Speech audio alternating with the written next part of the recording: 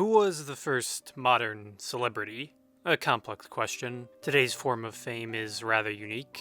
Before the 18th century, fame came only after death, only regional fame too, unlike today's universal popularity. There was a time before pop culture and a time before even popular culture. Who was the first to enjoy such mass popularity, though not wealth, across many nations? Johann Wolfgang von Goethe is the earliest figure, arguably, or just Goethe for short. A man who defined the culture of his time. Beyond politics, Goethe was the first to reach international lasting fame by his own renown. Once the obsession across Europe and America, Goethe broke the barriers of language, thanks to a rather outrageous fan base. His works were some of the first to define the popular culture of the 18th and 19th century, embracing the newly established medium of the novel. Soon reading was all the rage. Despite his popularity, Goethe was rewarded very little for his work. He sought patronage in the courts of Germany, where he would define the yet-to-be nation's culture. Why did Goethe see so little for it? It was easier to pirate printed work than publish new works, or print copies of pirated works. Without copyright code, it was a race to nickel and dime writers. And the greatest of all the German writer's works was the famous, or infamous, Sorrows of Young Werther, or Werther for short. A sentimental track of spurned love and suicide. A decade after publication in 1774, the work saw an upwards of an unprecedented 20 pirated editions in Germany alone. The popular novel saw translations across the globe, mass merchandising, created a new genre of rip-offs, inspired fashion, and had such a following Goethe disavowed it. His most read work, too. Horrified by rumors of suicides the book had inspired, Europe's cultural fad turned into Goethe's greatest pain.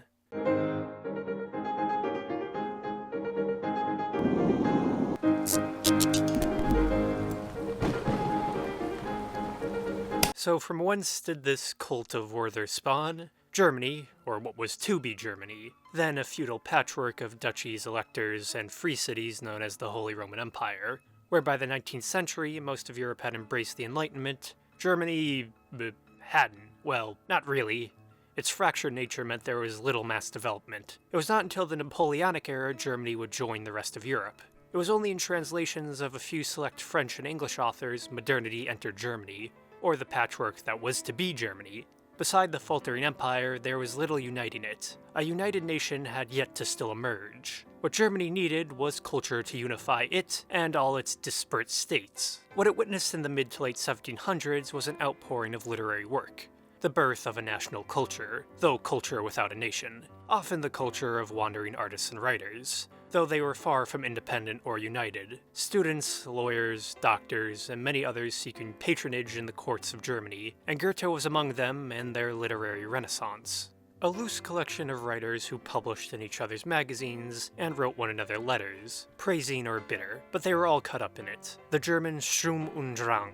It was known as Storm and Drive or Storm and Urge, a great outpouring of emotion and sentimentality into writing. The cult of sentimentality Goethe would later disown due to his own sorrows.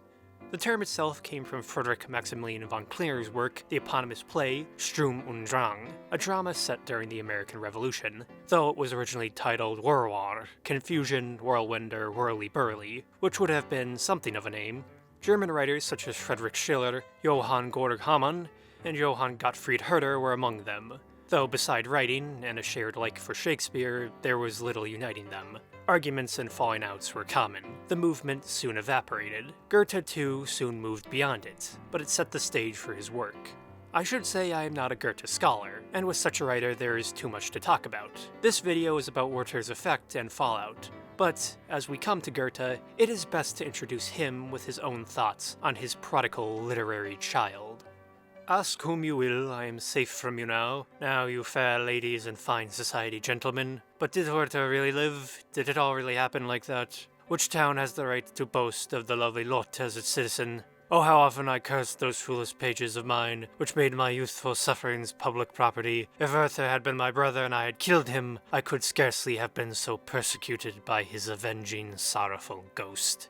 Thus Goethe was the perfect man to write The Sorrows of Young Werther, and by perfect, he was simply not an illiterate peasant. Born to Germany's emerging middle class, though his family was of little distinction. Born in 1749 to an innkeeper father, Goethe was groomed for success. Hoping his son would become a lawyer, Goethe's father sent him to be educated in Wetzlar and later Strasbourg.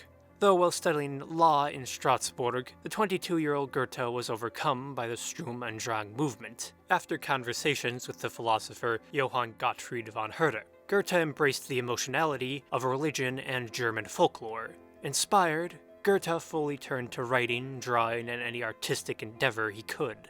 The early signs of the later Renaissance man. His early work was small, poems and odes in a Greco-Roman style. The classicalism Goethe loved so much. He had many interests far before he mastered any. What writing Goethe did bring to fruition was scattered across gazettes and compendiums in this era, though Werther was simply gestating. Soon it would be brought forward to the world. In his travels, Goethe kept a bundle of scribbles, brief excerpts, and sketches that would one day mature into Werther, Faust, and many other works, a habit he kept throughout his life. Goethe had trouble focusing on one project at a time, after all.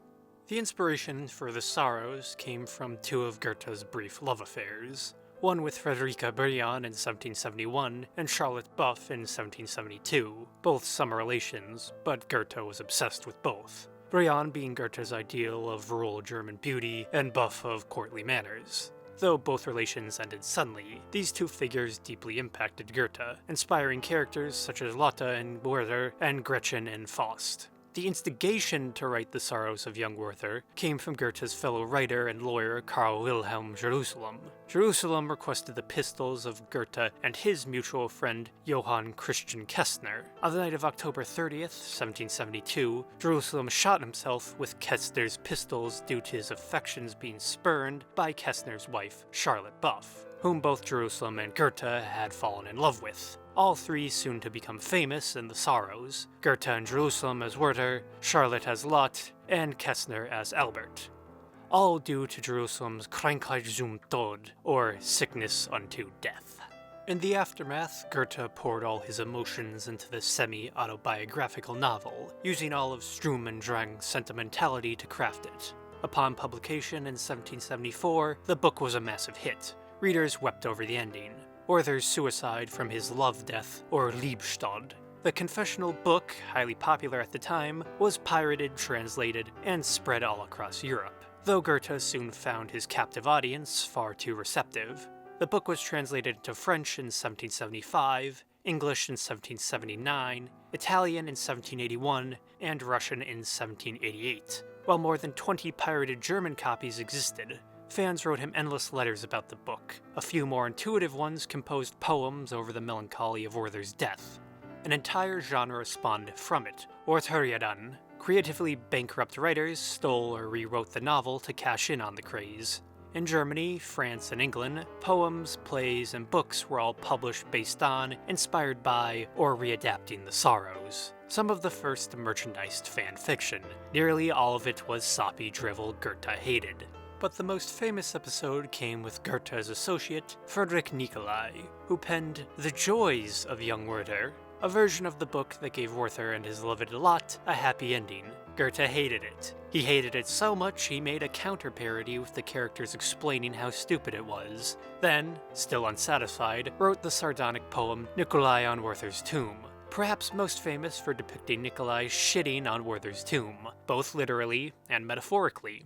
The whole craze was turning into more of a problem than the writer desired. Not that such biting satire stopped anyone. Werther was the first widely translated piece of German literature. A flood of ripoffs and copies continued for a decade, even being adapted for the stage. Goethe tried to catch in by reprinting the work several times, common practice at the time, even publishing an autobiography of himself at peak popularity, Dichtung und Wahrheit, then publishing a revised edition of Werther in 1787, but his influence was now beyond his control. There was a Werther cottage industry. Beyond books, legitimate or not, people sold Werther memorabilia, paraphernalia, paintings, candles, clothes, and even Eau de Werther, or scent of Werther. Not that anyone knew what Werther smelled like. It was merchandise. If you could stick a name on it, it was Werther. Even the character's fashion taste became a trend. Men soon began to don his blue frock coat, buff leather waistcoat, and breeches, all dress Goethe's deceased friend Jerusalem had adopted from the English. Soon the style was so popular some German cities began to ban it. Not that this stopped the obsession, the novel's fans were the first crazed fandom, scraping and clawing for anything Werther, even developing cults to Werther's suicide and Lotte's femininity. People think the whole, wow, he's just like me, is an internet thing, but these obsessions prove it long predates both the internet and Ryan Gosling. People admired Lotte, and regrettably Werther, much to Goethe's chagrin. His fans were beyond him. Crazy and rabid. Some even searched for the basis of Werther and Lotte. Mourning at Jerusalem's grave, seeking out Frédéric and Wetzlar, they found the ruins of the Brion homestead, which they proceeded to loot for knickknacks. Even an Englishman, Major James Bell, published Letters from Wetzlar in 1821. It described his journey to the town and conversations with Miss Charlotte Buff, now Kessner. So intense was the reaction to Werther, people began to suffer Wertherfieber, or Werther fever, over the book. Crying, shouting, and depression after reading it. The presentation of letters allowed readers to easily identify with Werther and understand him. Soon rumors circulated men too were acting out Werther's end, seeing his suicide as preferable to lost love, killing themselves in highly ritualized and practiced manners. Many claims saying they shot themselves with a copy of Werther on their person or opened upon their desk. Some reports saying nearly 40 young men across Europe ended their lives due to the book's influence, though very few of these have ever actually been proven. A majority are likely urban legends. Only 1 or 2 cases have ever been proven, such as the drowning of Christel von Lachberg on January 16, 1778, who drowned herself with a copy of Werther. So suicide, just not in the reported style. While the worst seems to have been mass hysteria, the legends led to the creation of the term the Werther effect, coined in 1974 by David Phillips, a term used to reference the increase in suicides after a highly publicized one. And there too was an equal and opposite reaction. Soon, the Sorrows of Young Werther was a public hazard. It was driving youth mad and bringing about suicide. Supposedly.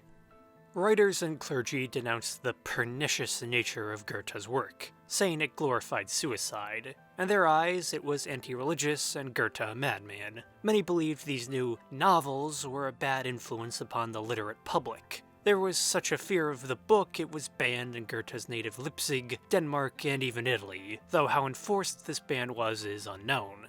To a select few, this was not even enough. The Bishop of Milan supposedly bought copies of the work en masse to burn them, claiming his destruction of the novel was protecting the lives and souls of the faithful. There was truly a panic over the Sorrows of Young Werther. This all hung over Goethe for the better part of a decade. In 1775, the 26-year-old Goethe was invited to the Duchy of Weimar due to his fame, where he would stay for the majority of his life, though he would not publish again for 11 years. Abandoning the sentimentality of Sturm und Drang, Goethe sought his own philosophy and reviled being known as the author of Werther. Not that it stopped the reading public. People continued to write to him and visited the master to ask his opinion. Many of them still pined over the death of Werther, but a few were fair. Fellow writers and intellectuals come to seek the literary champion of Germany. In 1806, even the French Emperor Napoleon paid Goethe a visit, claiming he had read the Sorrows of Young Werther at least 7 times.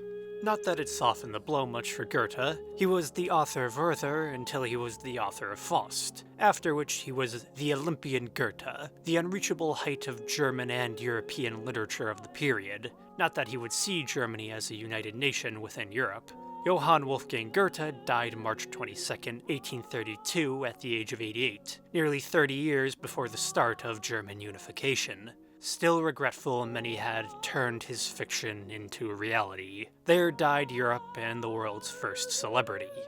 So Goethe and Werther then seemed distant today, as it likely did by the end of his own life, forever denouncing the sentimentality he had wrote in, but Werther still lurks, just as it did in Goethe's own work and the publicity of his time. Fame and sorrows still haunt as well. It was Goethe who first united renown and mass popularity in one figure, something he very much bemoaned.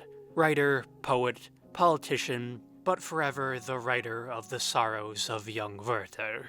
Not a one-hit wonder, but Werther's tomb never sat empty, and there are all too many similar tombs today, where such enjoyment leads to fever. The world still has plenty obsession within it, be it either in Werther or in his misplaced admirers.